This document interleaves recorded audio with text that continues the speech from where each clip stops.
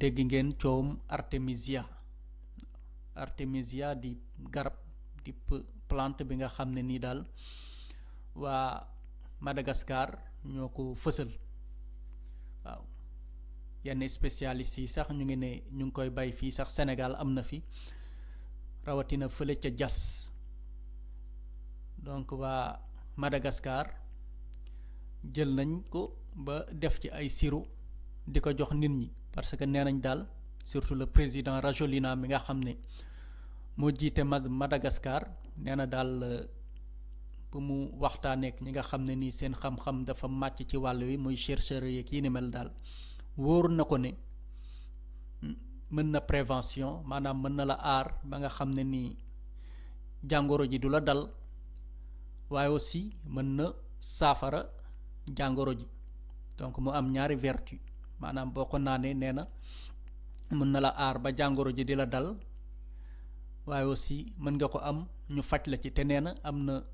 ñi nga xam ne nii dañoo nekkoon ay cas grave la ñu woon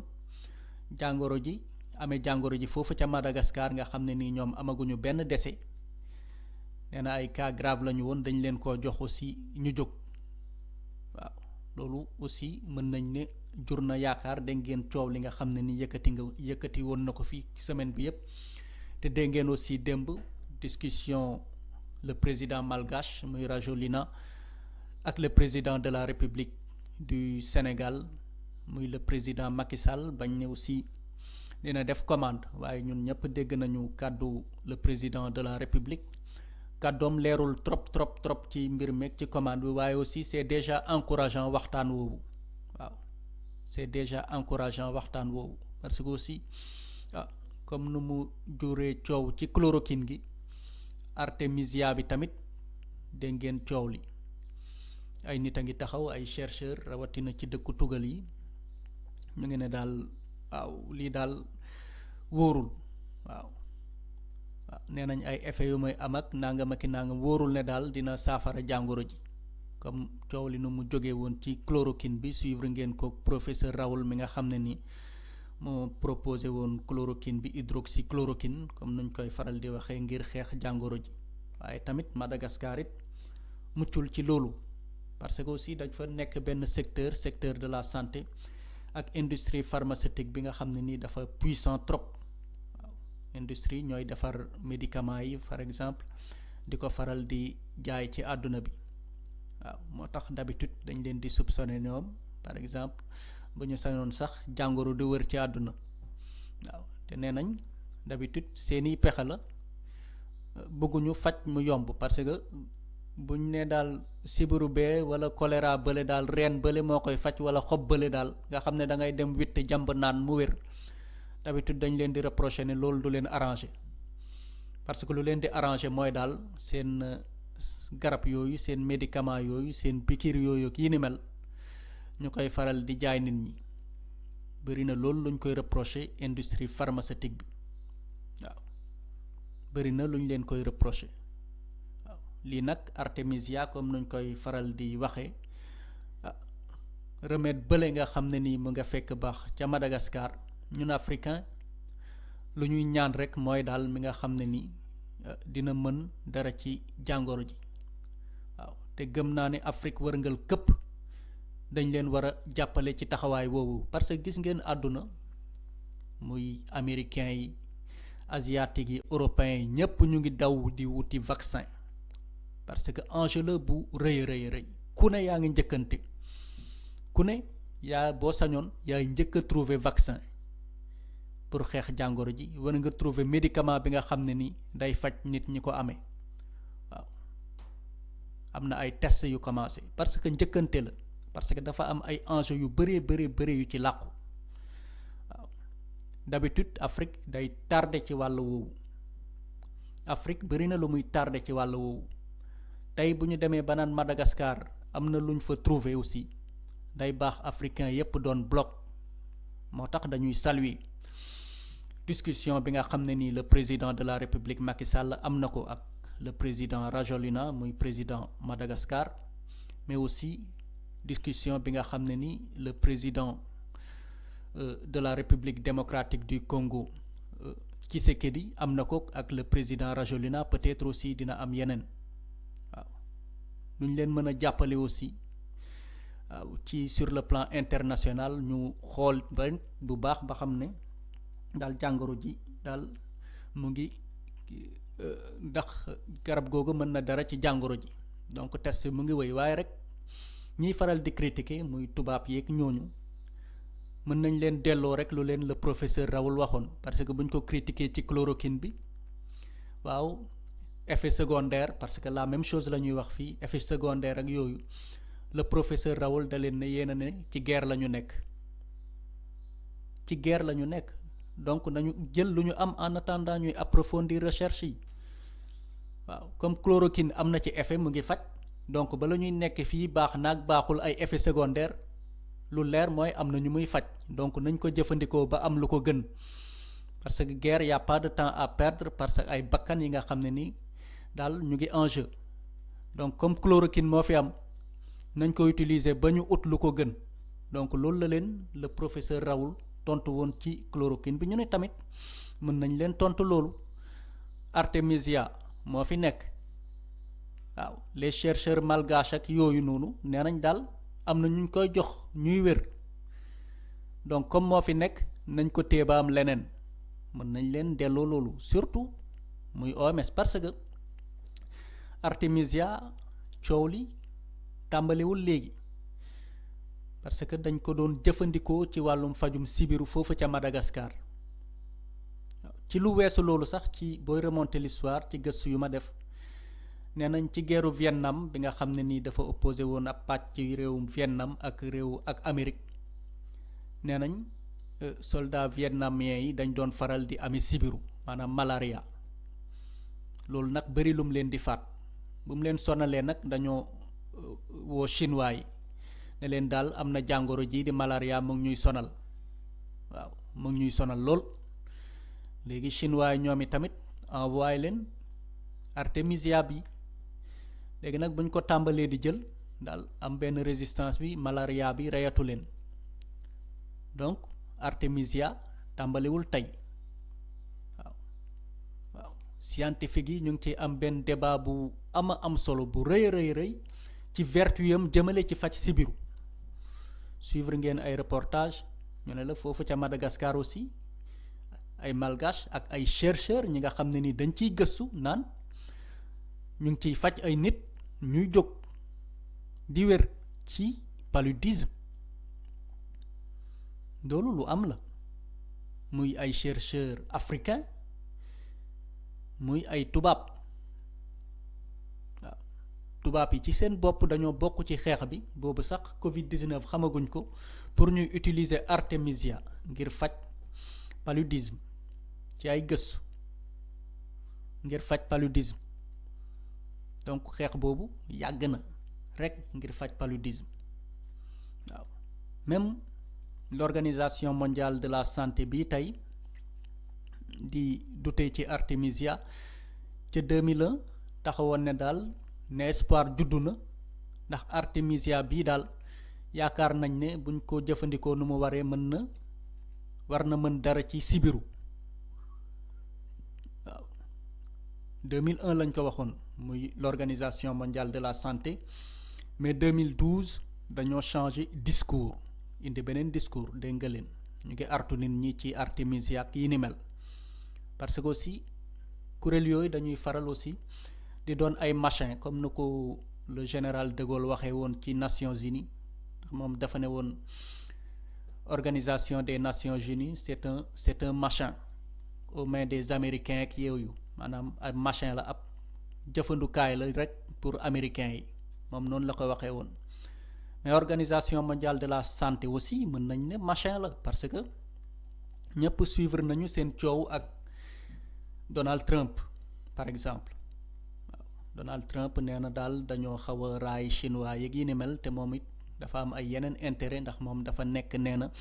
ci guerre commerciale ak waa Chine mu ne daal retiré na financement yu américains yi doon dugal ca organisation mondiale de la santé boobu loolu rek am na lu muy firndeel waaw par exemple ñoom dañuy financer organisation yu demee noonu ngir seen intérêt en partie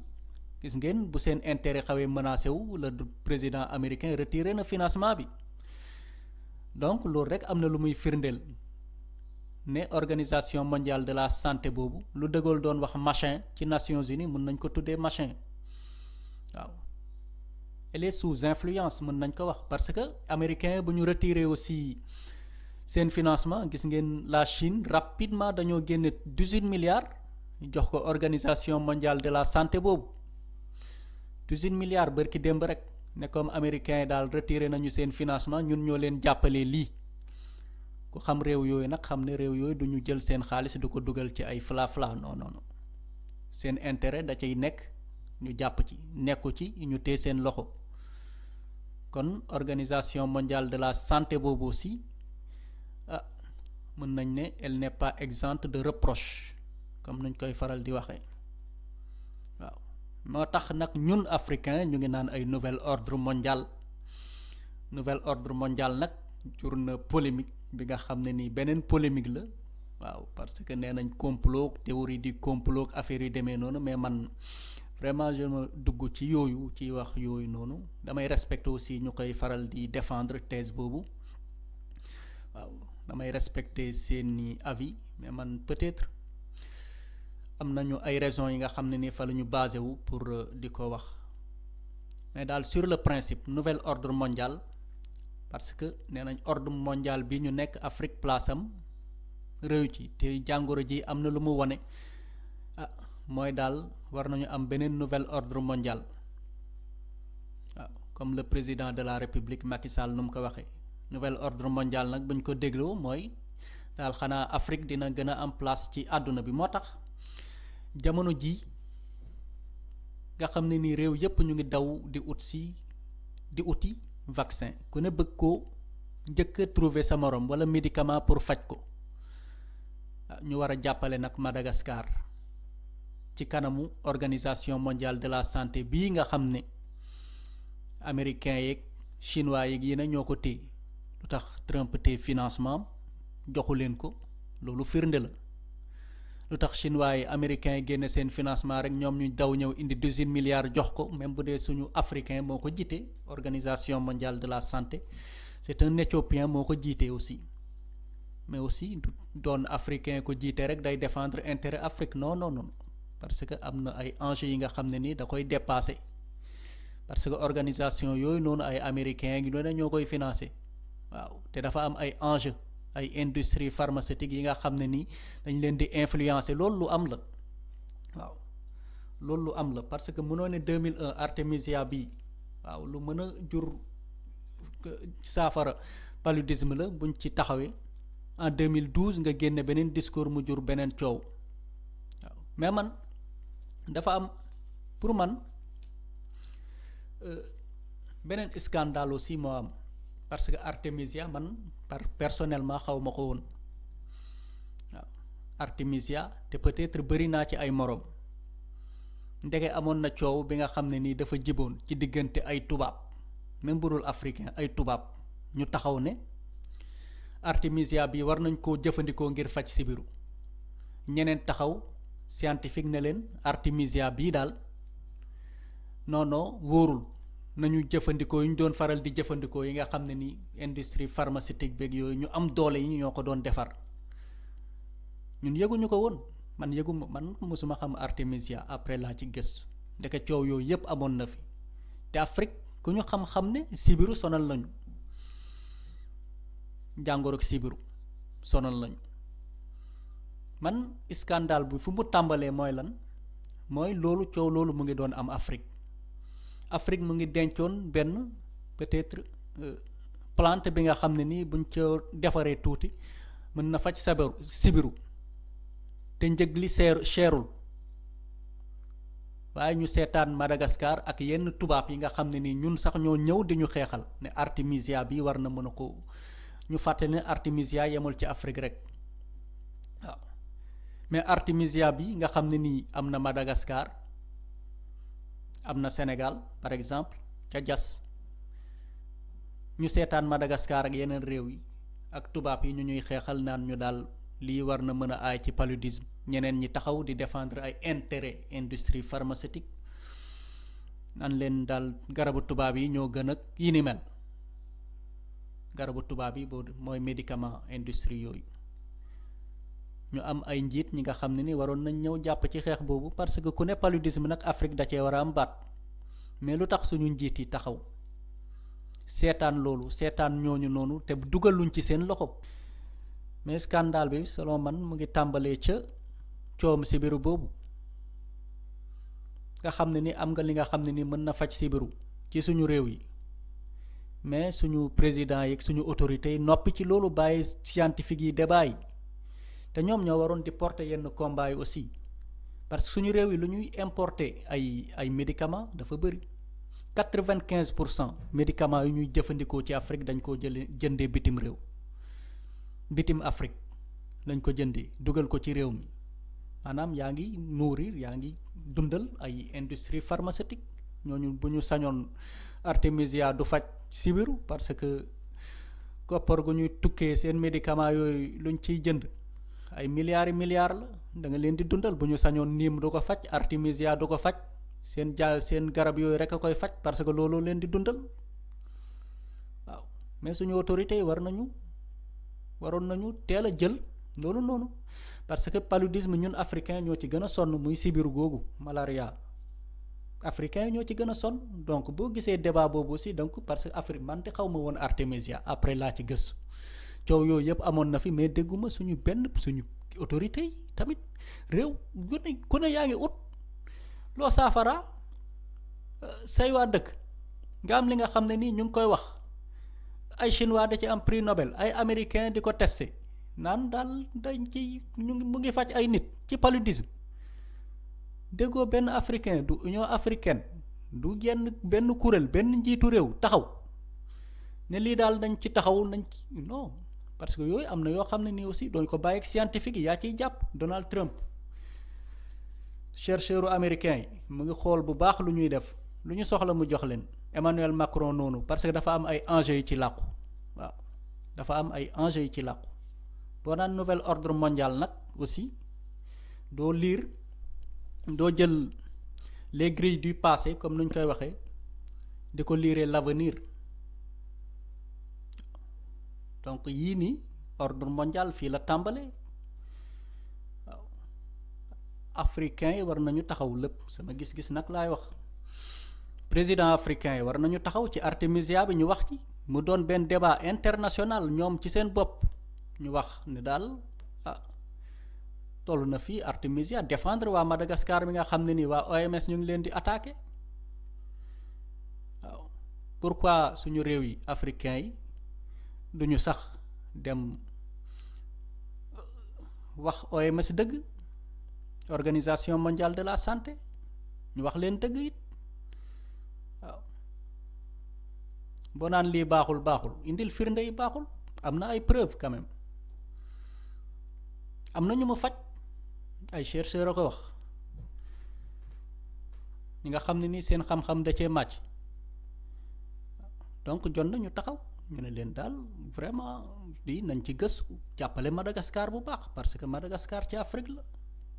ñu jàppale leen parce que bu ko Afrique bu ñu sañoon tamit jàngoro ji lu koy saafara Afrique lay jóge bu ñu sañoon lu koy ñoom ubbi nañu si confinement déconfiné wu nañu ubbi seeni école xole yépp ñu jox leen sirop bi ñoom mooy wóolu nañu saafara si wóolu nañu tisane boobu bu ñu demee ba sañ a exposer seen réew noonu ubbi école yeeg lépp di jox nit ñi ay tisane mooy tisane boobu peut-être am na lu ci làqu te bu ñu bàyyi OMS aussi di suul loolu même bu dee OMS africain ko jiite mais dafa am ay enjeu dégg nañ coow seen coow ak Donald Trump mu ne daal teena financement américain dootu leen ko jox mais dafa pare rek daanaka chinois yi jël 18 milliards jox leen ñooñu xam nañ ne du ñu def ci neen du ñu dugal seen xaalis seen intérêt ngi ci looloo ngi ci artémisia foog ñu taxaw ci africain yi warul yem ci discussion entre Macky Sall ak Rajolina africain ci seen bopp ñoo war a def front commun nouvel ordre mondial bi ñuy wax fii la war a tàmbalee waaw ñu def front commun ne nañu wax ci lii artémisia bii nañ ci wax ñoom bu ñu sañoon seen médicament yooyu lañ ñuy jaay ay milliards di ñu ko vacciner fii ñu koy jënd muy duufal seen poche bu ñu ko amee fii amaana c'est moins cher pour nous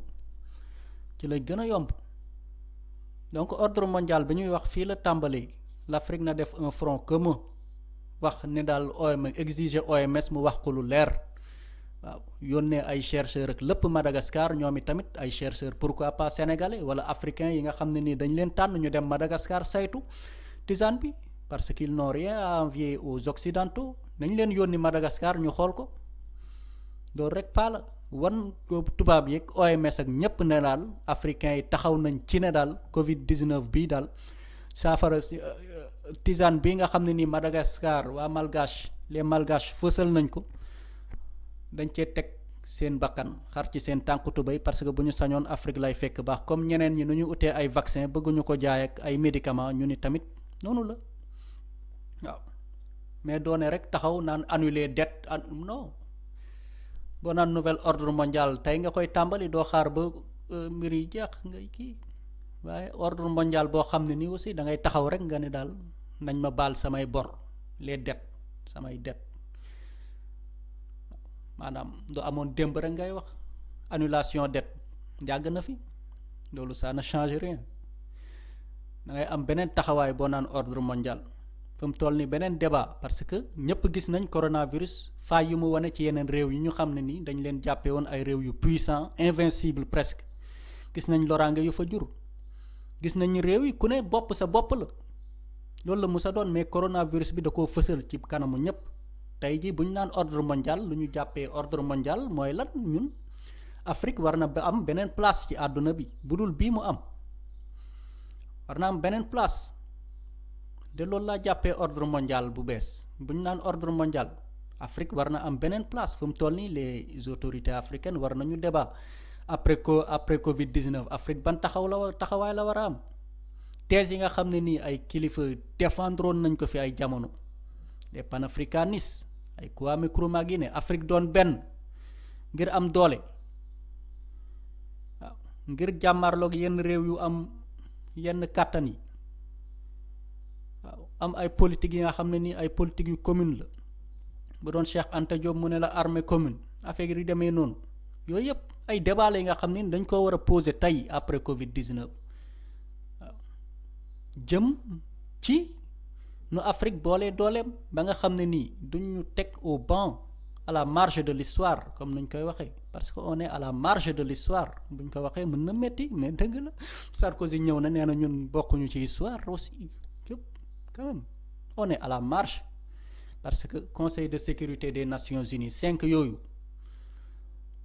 Afrique bokk ci mooy rek continent bu ci bokkul ñooñ ñoo am droit de veto boo demee Nations Unies waaw réew yooyu ku ci taxaw ne lii opposé wu ci lenn du am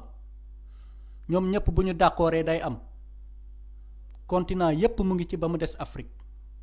waaw muy Conseil de sécurité des Nations Unies tey loolu débat la waroon doon après Covid 19 bi aussi Afrique dafa war a xool nu ñu taxawee foofu noonu ku ci mel ni Abdoulaye Wade yàgg na koo kaas bu ñu naan ordre mondial looloo tax ñu naan ordre man te loolu laa ko jàppee waaye ordre mondial bi nga xam ne nii baal leen ma samay bor rek samay det jàppale leen ma sonn na looloo amoon donc changement amul il ne faut pas lire l'avenir avec les grilles du passé boo naan ordre mondial aussi ah foo nga am beneen taxawaay waaye taxaw rek baal leen ma samay bor dimbale leen ma jàppale leen ma baal bor baax na waaye tamit yàgg na fi donc dara beesu fi dimbale leen nañu xool nu ñu mën a booloo jàmmaarloog yenn kuréel yi ci mel ni OMS ak yooyu ak tubaab yi par exemple ñu ne Nations Unies les 5 waaw muy Russie France États-Unis Chine ak keneen ka Russie 5 yooyu nga xam ne ni Europe mu ngi fa Asie mu ngi fa Afrique mu ngi fa Afrique bokk fa Afrique rek mooy continent bu fa bokkul ñu ne nag yooyu yëpp ay débat la yi nga xam ne ni war nañ koo poser parce que coronavirus lu mu fësal dafa bëri parce que lu gën a ëpp solo nag mooy après corona tubaab yi loolu la ñuy pare mooy après coronavirus gis ngeen jàngat yi nga xam ne ni ministère des affaires étrangères defoon na ko bu France l'effet pangolin affaire ñoom prévoir nañ ko ba bind seen document teg ne daal coronavirus bi dina indi ay bouleversement Afrique waaw dina am ay nguur yi nga xam ne ni nuñ koy gérer du baax tax seen population jóg mer daaneel leen léegi nag ñoom lu ñuy lijjanti mooy daal ñan ñoo gën a légitime pour ñu wax ak ñoom France ministère des affaires étrangères bu France tënk nañu yooyu ba teg yàgg na ñoom ñu ngi ci après coow li ngay dégg yépp attaque yu ñuy attaqué Chine nag naan nuñ ko gérer rek dafa am lu ñu nëbbëg yooyu yépp après corona la Chine aussi mu ngi tax jël ay matukaayam parce que xam nañ ne bu liy weesoo occidentaux yi dinañ ko jógal parce que tamit dafa demoon ba nga xam ne ni mooy usine àdduna bi ñoom ci seen bopp ay masque ak yu ne ay médicaments yu ci bëri Chine lañ ko doon defaree ba ñoom bu jàngoro ñu ñëwee dañoo am pénurie dépendre ci Chine moo tax ñoom ci seen bopp les occidentaux ñu ngi jël seen matukaay ngir daal après corona ñu mën a wàññi seen dépendance ci Chine te Chine xam na loolu moo tax fu mu toll nii diggante occidentaux ak chinois yi seen xeex la parce que ñoom pare nañ mais xeexu ponkal yooyu ñun Afrique waruñu nekk rek à la marche bal leen ñu bor dimbale leen ñu jàppale leen loolu fi yàgg am kon buñ ne bu dee loolu rek moom nañu des ci ordre mondial bu weesu ordre mondial nag bu ma koy wax ute nag yu ñuy faral di wax ak yu ñuy faral di dégg quoi bu dee loolu rek mën nañ des ci ordre mondial bu weesu parce que Afrique yàgg nañ ko baal bor yàgg nañ ko dimbali sikkim lakkandoo Afrique taxaw nañ ñu jàppale nañ ñu dimbali déggoo benn réew waaw ordre mondial bu bees mooy taxaw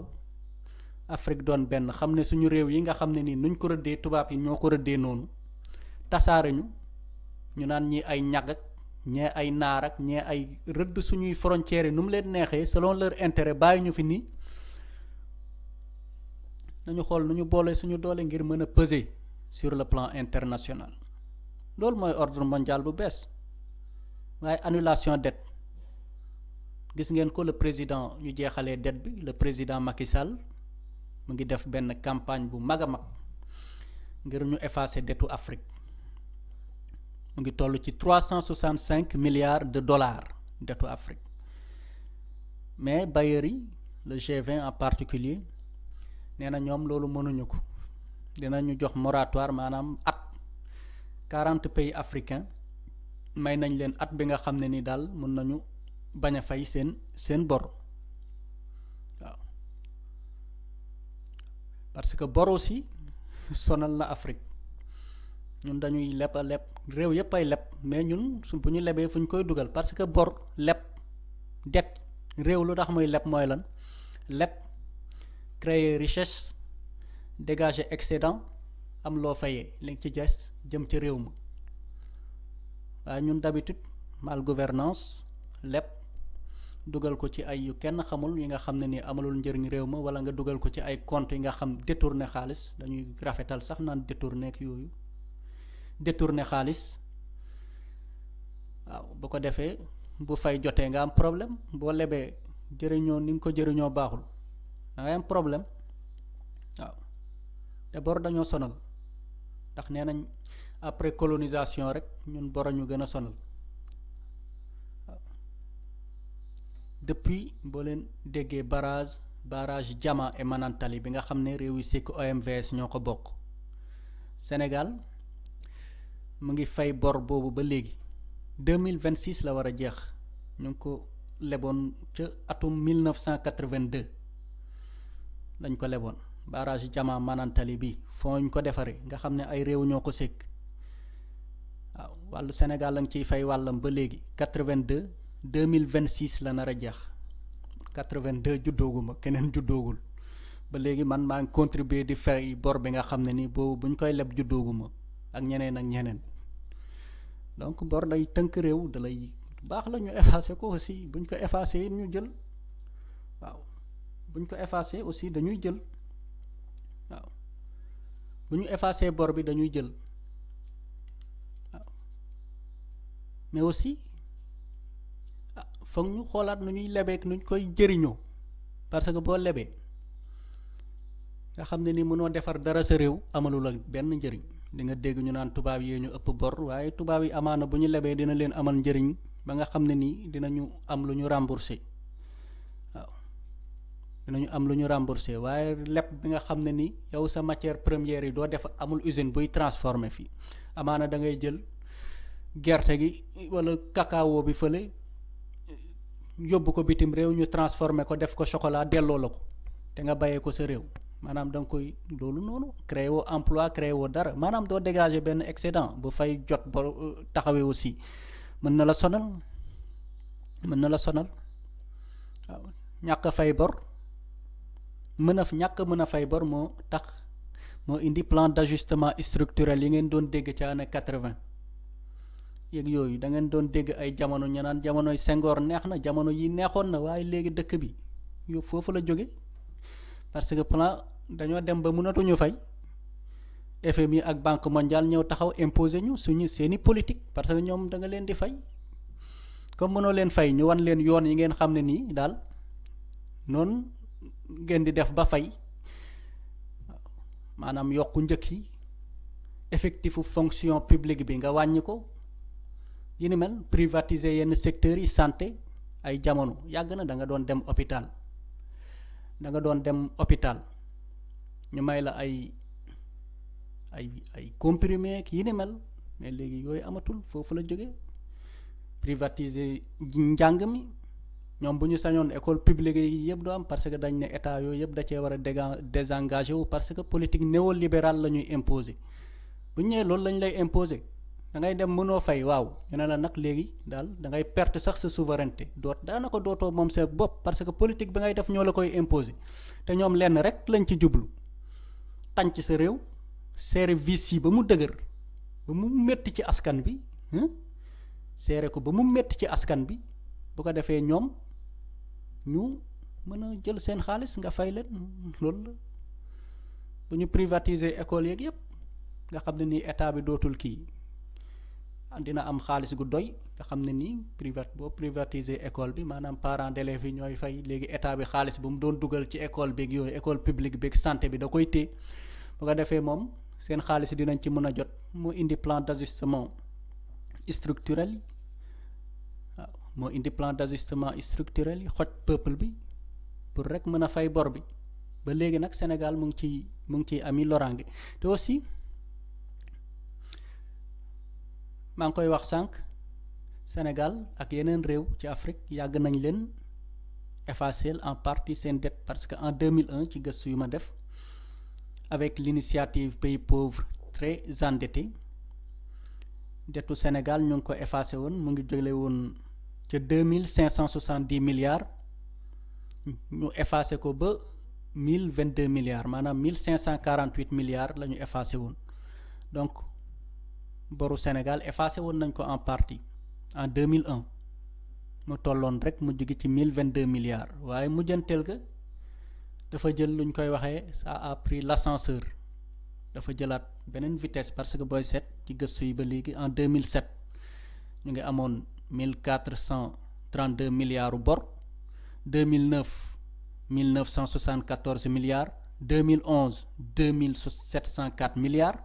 2012 boobu Macky mu ngi doog a ñëw 3086 milliards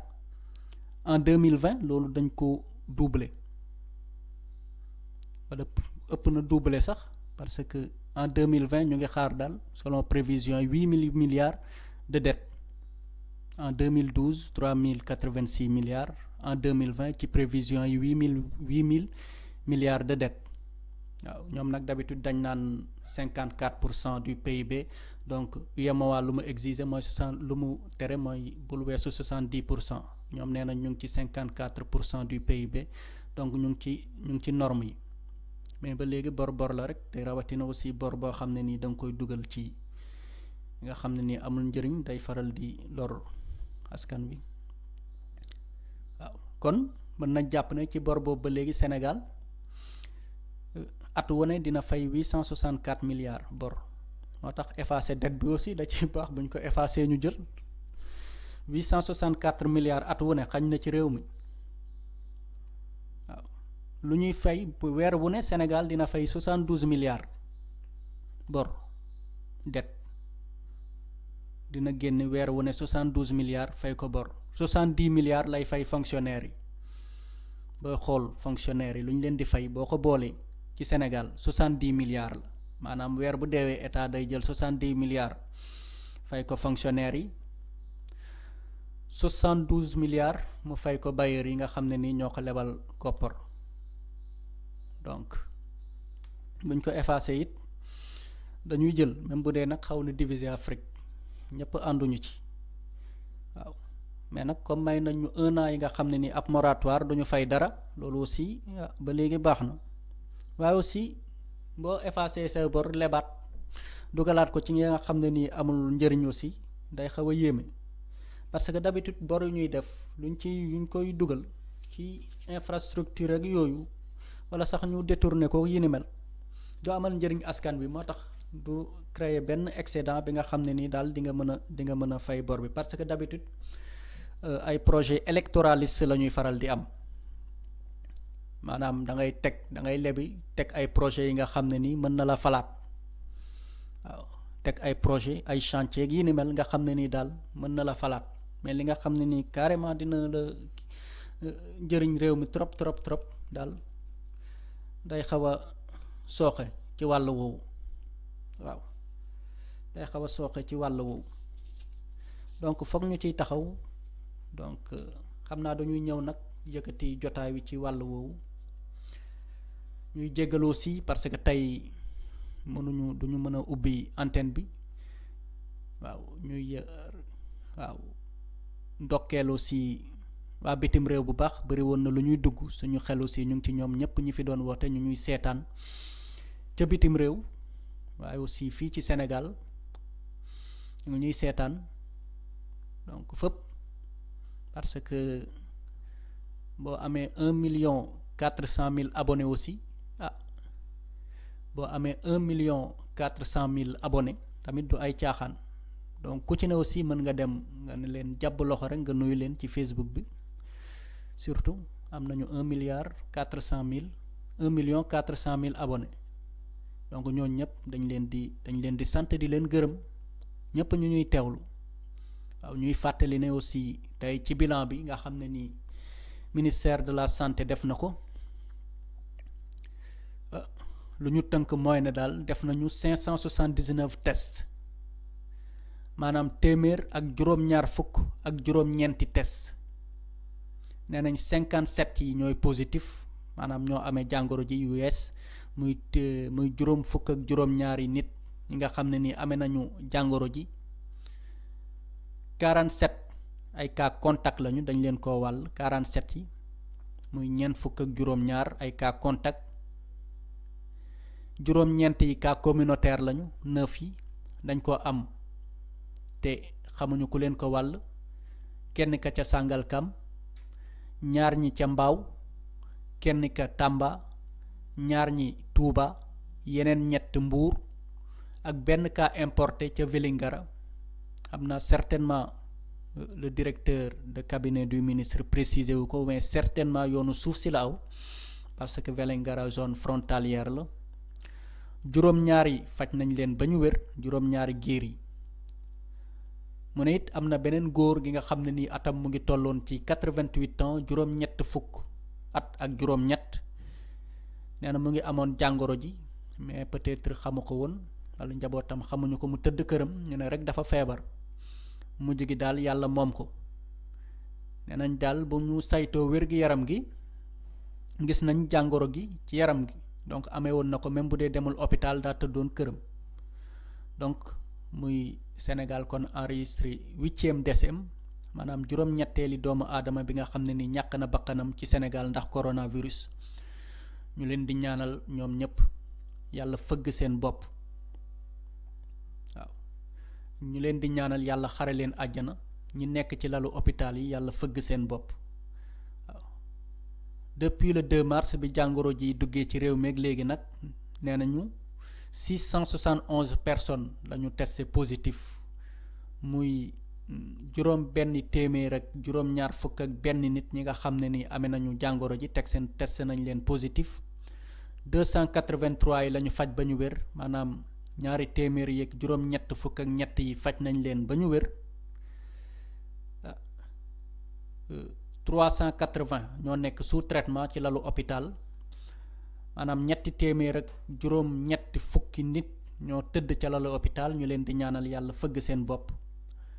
juróom-ñetti nit ñi nga xam ne ni faatu nañu yàlla na leen yàlla xare àjjana ak kenn ki nga xam ne ni dañ koo évacuer ca France ab njabootam moo laajte woon xam naa dëkkul ci réew mi njabootam ne daal bu ñu sañoon ñu envoyé leen ko ca France ñu eggali faj bi foofu waaye daal ci ay xibaar jot ngeen ko moom ci boppam dafa mujj faatu ñoom ñépp ñu leen di ñaanal yàlla yërëm leen ñuy ñaan aussi yàlla daqal jàngoro ji waaw ñaan nag day ànd ak sabablu ci weeru koor lañu nekk nañu ñaan nañuy faral di ñaan te aussi autorités yi jël ay ndogal ci buntu boulangerie yi ay rassemblement moo fa am rawatina weeru koor gi nit ñi dañuy daw wuti mburu waaw ku ci mel ni Basiiru Jonn ca Mulhouse doon ñu woo di ñu tooñ ñoom dañuy faral di bari lu ñuy jëfandikoo mburu da leen di jaral lu ne da leen di jaral lu ne ñoom Jonn ñooñu Basiiru da leen di jaral lu ne donc ñu jël ci ay matukaay parce que buntu boulangerie yi moom ay rassemblement dëgg fa am waaw bu ñu seetee ay pexe daal ngir dàqal loolu lu ci des nag du autorité yi kese askan bi yépp war nañ ci mën a dugal seen loxo jàpp ci xeex bi parce que xeex la man bëgguma di wax guerre ñoom ñoo ko tuddee guerre nag mais quand même xeex la ku ne war na ci mën a dugal sa loxo ngir mu jóge fi Mauritanie daanaka saafara nañ ko amatuñu cas Gambie cas yu néew a néew la ñu am loolu rek dañuy jox espoir ne buñ ci taxawee xar ci suñu tànk tubéy dinañ ko faj waaw kon sénégalais bu ne soldaar la ku ci ne rek na sàmmook luñ ko digal waaw métti na parce que activité yu bari loro am na ci bénéfice yi wàcc na yenn liggéey yi yàqu na waaye mbas maa toll noonu waaw ñu ñaan daal nu mu gën a gaawee rek mu jóge ci réew mi waaw ku ci ne bu ci dugalee loxoom rek amaana mën nañ cee saafara lu bëree bëri waaw Sénégal ñoo ko bokk bu tollee ci diggante nag lañuy exprimer nag suñuy patriotisme wane ne bëgg nañu réew mi bëgg nañ ñu fi nekk idée de nation lu ñu xaajale lépp lu néew a néew la waaw am na lu ko gën a kawe peut-être mooy li ñu bokk ñun ñëpp muy Sénégal muy Afrique waaw muy Sénégal muy Afrique donc ñun ñëpp benn lañ waaw mën nañu am ay divergence mën nañ ñi gëm lii ñi gëmlee mën nañu uute ay gis-gis mais lenn moo ñu boole muy Sénégal ñëpp Sénégal la ñu bëgg donc ku ci ne rek na bay waaram nga xam ne ni daal lii dina fi jóge waaw sénégalais bu ne xoolaat toogaayam muy man muy yéen muy le président Macky Sall muy les ministres muy l'opposition société civile ak ñëpp xoolaat seen toogaay daal ngir xeex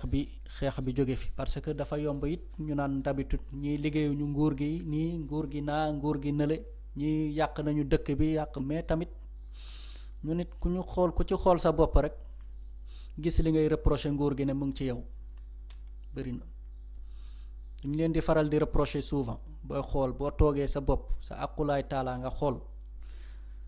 wéet ak sa njëganaay xool sa bopp xam ne li ngay reprocher nguur gi rek d'habitude mu ngi ci ñun personnellement waaw moo tax ñu muy reflété wu ci ñu ñuy jiite souvent donc bu ñu xoolee suñu bopp rek dinañu moytu lu bëree bëri waaw bu ñu xoolee suñu bopp yaraat suñu bopp rek dinañu jural ngëneel ñuy xoolaat di xool nu ñuy doxalee nu ñuy waxee waaw di ko gën di liggéey wàll woowu kon ñu leen di gërëm di leen sant ëllëg la même chose dina am Abdul Khadr Coulibaly wala oustaz dina fi toog ci même waxtu wi ngir bilan bés bi man nag certainement dimanche prochain à la même heure dinaa fi toogaat incha allah ndegam yàlla bëgg na ko ngir waxtaanee jàngoro ji ak fu mu toll ci réew mi jërë ngeen jëf.